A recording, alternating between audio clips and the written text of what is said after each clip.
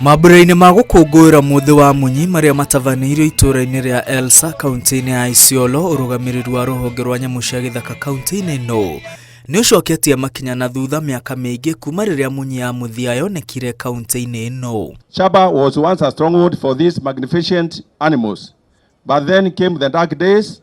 In the 1970s, the rampant poaching and insecurity swept across the rangelands. Slowly, the rhino disappeared. By the late 1970s, the last rhino in Shaba was sighted.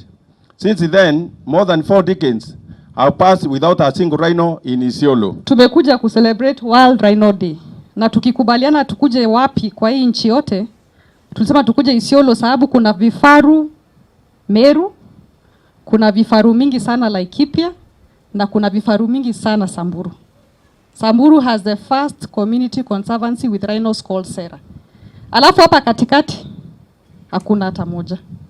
So tumekuja kuambia muko nyuma kidogo. Minister wa ũgendi kaunti-inĩ ya Isiolo oigĩte gũthamio kwa munyi kuma Isiolo mĩaka mĩingĩ mĩhĩtũku twakurirwo moreirwo nĩ gũikarania na nyamũ cia gĩthaka, ĩndĩ nĩ kwĩrĩrwo nĩ mĩeke ya ũgendi na mawĩra marĩa mokanagia na ũgendi. It is the loss of our history. It is the loss of our culture. It is the loss of our opportunity for the people of Isiolo.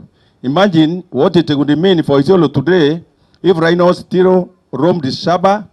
Imagine the tourists, imagine the jobs, imagine the pride of our people. Na kuona ũgitĩri nĩ ũcokereirie kaunti-inĩ ya Isiolo na ciĩko cia ũgwĩmi iria ciacũngĩrĩirie munyi gũthamio igacoka na thĩ, thirikari ya Isiolo yugĩte nĩ hĩndĩ munyi iria ciathamirio ihũndũrwo na mũciĩ. It would create jobs for our young people, tour guides, rangers, cultural performers, and also artisans and entrepreneurs. It would also boost the county revenue to fund schools, hospitals, and infrastructure.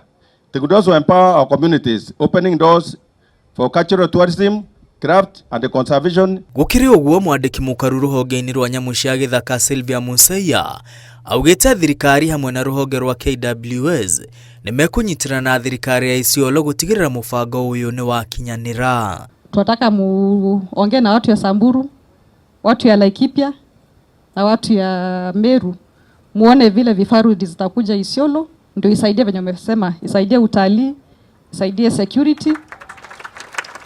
Inajulikana mahali kuna vifaru, kuna security. Kama conservancies 8 ziko na vifaru. Na hizo conservancies 8 iko na kitu inaitwa tourism facilities, mahoteli ambao watalii wanakuja kutoka mbali kuja kuona vifaru. Iko conservancy inaitwa Ilngwesi na si mbali sana na hapa.